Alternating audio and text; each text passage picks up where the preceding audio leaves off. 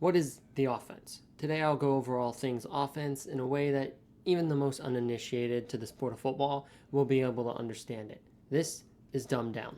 In the last video, I covered that the goal of the offense is to score points and that the defense is the part of the team that will try to stop the opposing team's offense from scoring points. I went over what the down and distance was, along with what the line of scrimmage was.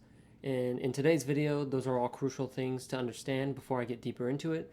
With that said, go check out the first one if you haven't seen it, but let's go ahead and get into it. Expanding on some terminology, an offensive play is an attempt to gain yards and will count as a down when the play is finished.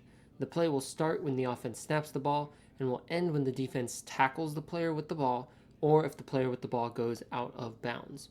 There are different types of plays, with run plays and passing plays being the most common. The offense consists of 11 players, and these 11 players have varying roles and can be divided into a few groups: the offensive line, the backfield, the receivers, and the one that we're going to start with, the quarterback.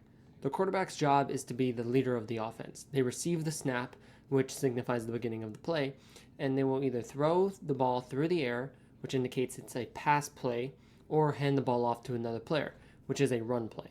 On run or pass plays, the quarterback can pass or hand off the ball to any player who is not a member of the offensive line, and I'll elaborate shortly on that.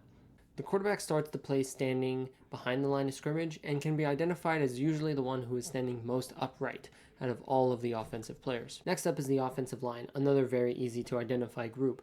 The offensive line has the main objective of protecting the player who has the ball from the defense, and you can find them lined up at the line of scrimmage, usually in a crouched or just hunched over position. On pass plays, the quarterback stands in what's called a pocket, which is the area around the quarterback, which is behind the offensive line. On run plays, the offensive line's goal shifts to run at the defense as opposed to block them and kind of create a barrier. They now run at the defense to block them from tackling the runner. The offensive line consists of 3 different positions: offensive tackles, offensive guards, and the center. The center starts every play off with the ball until the quarterback initiates the snap, which is when the center gives the ball to the quarterback either by handing it to him or throwing it backwards between his legs. After the snap, the job of the center is the same as the rest of the offensive line: blocking. The offensive guards line up to the left and the right of the center, one being the left offensive guard and the other being the right offensive guard. And the offensive tackles do the same, but on the guards themselves, so lining up as the left tackle, then the left guard, the center, the right guard, and then the right tackle. The next position group I'll cover is the backfield. The backfield is a term for anywhere behind the line of scrimmage, but also as the name for the following position group. The backfield consists of 2 positions, the fullback and the running back. The running back's job is to receive the handoff from the quarterback, and they are most often the runner for run plays. Other positions can also run the ball, one of which is the fullback. The fullback is an additional player that lines up behind the offensive line and can block for the quarterback during pass plays or block for a runner, and he can also be a runner.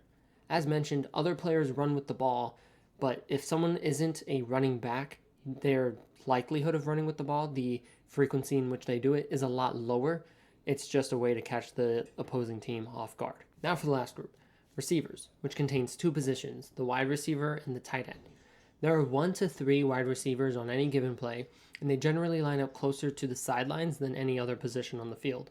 The tight end is a receiver who sometimes is bigger, taller, stronger than other wide receivers, and that is due to having the job of blocking for the offensive line sometimes.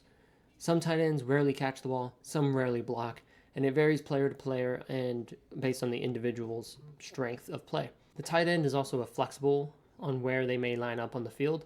You may see them lined up next to the offensive linemen, or you may see them lined up wider next to wide receivers. Now to recap.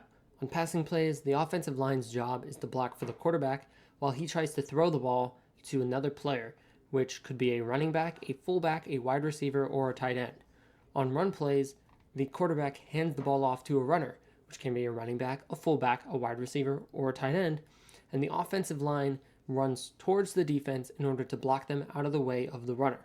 All players who are not the runner look to block the defense, and the runner looks to gain yards. In today's video, I went over all of the offensive positions of football, And in the next video, I'll be going a little deeper, kind of peeling the layers back as to understand how the offense is coordinated as to not have players running into each other whenever they are trying to catch a football. I had already covered that the offense's goal is to gain yards and thus gain a touchdown or a field goal. I'll once again be touching on field goal in another video separate from the offense or the defense.